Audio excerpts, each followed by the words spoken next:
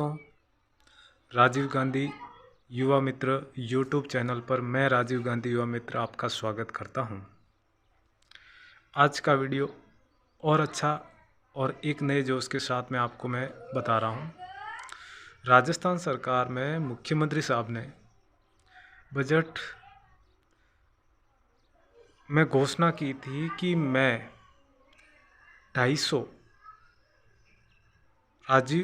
250 young interns programme की भर्ती करूंगा। शॉर्ट फॉर्म था YIP। उसके बारे में आज के इस वीडियो में हम डिस्कशन करेंगे। आप मेरी स्क्रीन पर देख रहे होंगे government of Rajasthan young interns program, young interns कार्यक्रम। आगे बढ़ते हैं। गाइडलाइंस के बारे में बता रहा हूँ। गाइडलाइंस 2023।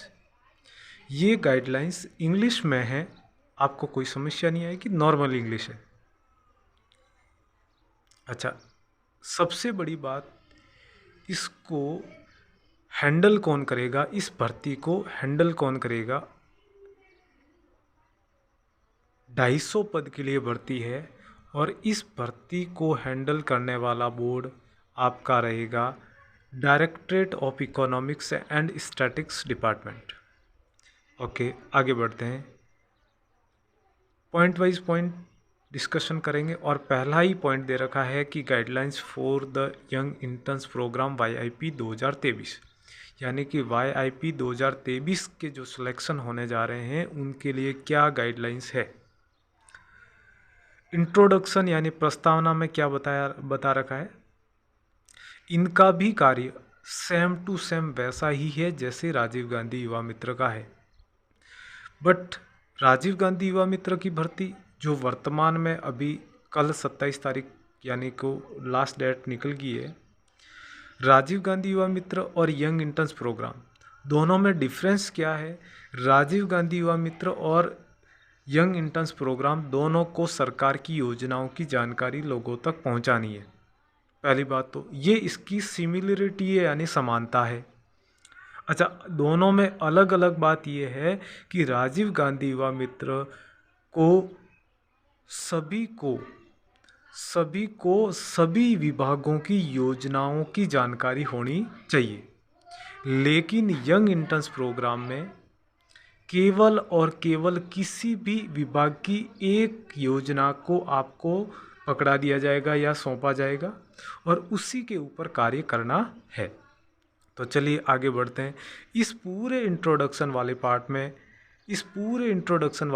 में एक ही बात दे रखी है और वो बात ये है कि इसमें भी आपको सरकार की योजनाओं को आम जन तक पहुंचाना है। ठीक है, फिर हम आगे बढ़ते हैं और इसमें आगे दे रखा है कि किस जगह पर कितने यंग इंटर्न्स प्रोग्राम की भर्ती की जाएगी। इसमें दे रखा है कि डिविजनल हेडक्वार्टर का मतलब होता है कि आपके संभाग स्तर पर 3 लगेंगे। पूरे राजस्थान में 7 संभाग है, यानी 21 कैंडिडेट की जरूरत पड़ेगी। इंटर्न्स को जिले लेवल पर दो इंटर्न्स की जरूरत पड़ेगी। 7 संभागों को निकाल दें तो 26 × 2 करें तो 52 इंटर्न्स की यहाँ जरूरत पड़ेगी। और बाकी के जो बचे 300 में से उन 227 उनको अलग अलग विभागों को सौंप दिया जाएगा और उनकी विभागों की योजनाओं की जानकारी पहुंचानी उनका काम रहेगा। ठीक है, और आगे बढ़ते हैं इसके बारे में। गाइडलाइंस में सिलेक्शन कहाँ होगा, डिस्ट्रिक्ट लेवल पर भी होगा और स्टेट लेवल पर भी होगा, यानी कि सिलेक्शन का जो प्रोसेस है वो दोनों है, डिस्ट्रिक्ट लेवल पर भी होगा और स्टेट लेवल पर भी होगा। इस प्रोग्राम के ऑब्जेक्ट मैंने आपको बता दिए कि सरकार की योजनाओं को आम जनता तक पारदर्शी तरीके से पहुंचाना। आपका एडमिनिस्ट्रेटिव डिपार्टमेंट होगा, यानी कि आपका जो प्रशासन का कार्य कौन देख रेख करेगा वो आपका रहेगा। क्लियर कट मेंशन है इसमें, आपका रहेगा स्टैटिस्टिक्स विभाग रहेगा, ये क्लियर कट मेंशन है।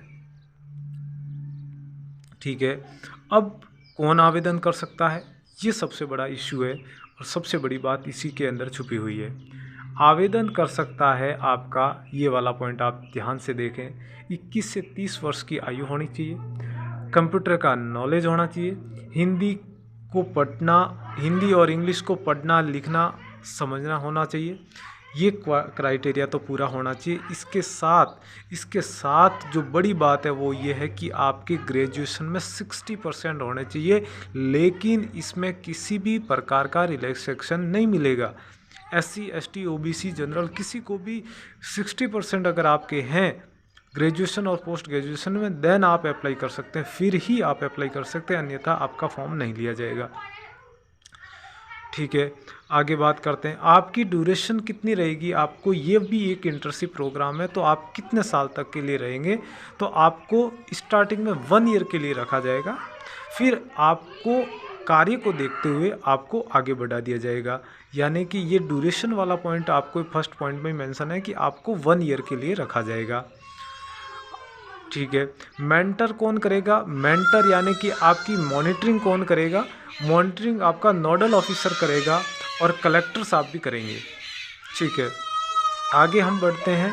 तो स्टाइपेंड यानी कि आपको मानदेय कितना मिलेगा, पैसा कितना मिलेगा, तो इस वाले प्रोसेस में बताया गया है कि आपकी 30,000 रुपये तो सैलरी रहेगी और 2500 रुपये आपके कन्वेंस चार्ज के, जैसे लैपटॉप का, बाइक का, इस टाइप का जो खर्चा आएगा छोटा मोटा, वो आपको इसमें भी मिलेगा।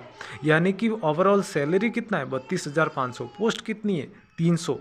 ठीक है, same to same Rajiv Gandhi Yuva Mitra. और इसमें ये डिफरेंस, अब एक नया डिफरेंस आया कि राजीव गांधी युवा मित्र की भर्ती में 17,500 सैलरी मिलता है, लेकिन इस वाली भर्ती में आपको सैलरी मिलेगा 32,500 मिलेगा। आपको जिले लेवल पर काम करना होगा इसमें। ठीक है, आपकी रिपोर्ट्स की इवैल्यूएशन भी करेंगे, आपके जिले लेवल के अधिकारी करेंगे और आपके राज्य स्तर लेवल के अधिकारी करेंगे। जैसे ही आपकी 1 साल की इंटर्नशिप पूरी हो जाती है, तब इंटर्नशिप पूरी हो जाने बाद आपको क्या मिलेगा, एक सर्टिफिकेट मिलेगा जो आपके भविष्य में काम आएगा। ठीक है, और आगे बढ़ते हैं। आपको हटा भी दिया जा सकता है अगर आपने अपने फॉर्म में किसी भी प्रकार का कोई गलत साधनों का प्रयोग करके और आपका सिलेक्शन होता है, या फिर कहीं आप दूसरी जगह पर रेगुलर अध्ययन कर रहे हैं या फिर रेगुलर काम भी कर रहे हैं, तो भी आपको हटा दिया जाएगा। एप्लीकेशन के लिए आपको एक शॉर्ट नोट, जिसको अपन SOP बोलते हैं, SOP स्टेटमेंट ऑफ पर्पस जिसको बोलते हैं, 300 वर्ड का लिखना होगा कि आप कैसे कार्य करेंगे, कौन कौन सी आपकी योजनाओं की जानकारी है, आपको हमारे इस प्रोग्राम के बारे में किस माध्यम से पता चला, वो सारी डिटेल उसमें आएगी। ग्रुप डिस्कशन और पर्सनल इंटरव्यू के बेस पे और इंडेंट जो आपने लिखा है उसके बेस पे आपका सिलेक्शन होने वाला है। ठीक है, और आगे और देखते हैं कोई नई सूचना दे रखी हो, बस इतना ही है। बाकी आगे जो पार्ट है उसमें यही मेंशन है कि जैसे आपके एग्रीकल्चर विभाग है उसकी कौन कौन सी योजना है, एनिमल हस्बेंड्री यानी कि जो पशुपालन विभाग है उसकी कौन कौन सी योजना है। ठीक है, इंडस्ट्री उद्योग वाले की कौन कौन सी योजना है, हर टाइप की योजना है। इसमें से किसी भी एक योजना और किसी भी एक विभाग को आपको पकड़ना है, उस विभाग के बारे में जितना भी आप जानते हैं, उस योजना के बारे में जितना भी आप जानते हैं, वो आप एक इंडेंट में ज़रूर लिख करके आप विभाग को सौंप सकते हैं। ये अलग अलग योजनाएं आपको भी पता होगा, जैसे स्कूल लेवल पर योजना चलती है एक नॉर्मल, जो आप सब जानते हैं कि स्कूटियाँ मिलती है बच्चों को, तो कालीबाई मेधावी स्कूटी, ठीक है, Devnarayan Chhatra scooty, Rajiv Gandhi scholarship for academic excellence 2021, ये सारी इस योजना की जानकारी। और आपको नॉर्मल पता होगा, जैसे एक और योजना है इंदिरा रसोई योजना, इसके बारे में भी आप अवेयर हो। और इसके अलावा आपको पता है लोगों को पेंशन मिलती है, तो वो समाज कल्याण की योजना के अंदर आ जाएगा। यानी कि आपको क्या करना है, हर विभाग की योजनाएं आपको मिलेगी, उसमें हर विभाग में से किसी भी एक विभाग को आपको पकड़ना है और उस विभाग के बारे में जितनी भी योजना है वो आपको लिखनी है और विभाग को सौंपनी है। राजीव गांधी युवा मित्र और यंग इंटर्स प्रोग्राम में इतना ही फ़र्क है कि ये दोनों सरकार की योजनाओं को जानकारी लोगों तक पहुंचा रहा है, लेकिन पेमेंट एक राजीव गांधी का 17,500 है और ये इसमें यंग इंटर्स में 32,500 है। राजीव गांधी युवा मित्र ग्रामीण लेवल पर, ग्राम पंचायत लेवल पर और ब्लॉक लेवल पर काम कर रहे हैं, और ये आपके जिले लेवल पर काम कर रहे हैं और डिविजनल लेवल पर काम कर रहे हैं। धन्यवाद। कमेंट ज़रूर करें, सब्सक्राइब भी ज़रूर करें, और भी कोई डाउट है तो मेरे से ज़रूर इस कमेंट बॉक्स में लिखें, रिप्लाई कर रहे हैं हम, और चैनल को सब्सक्राइब करें। धन्यवाद।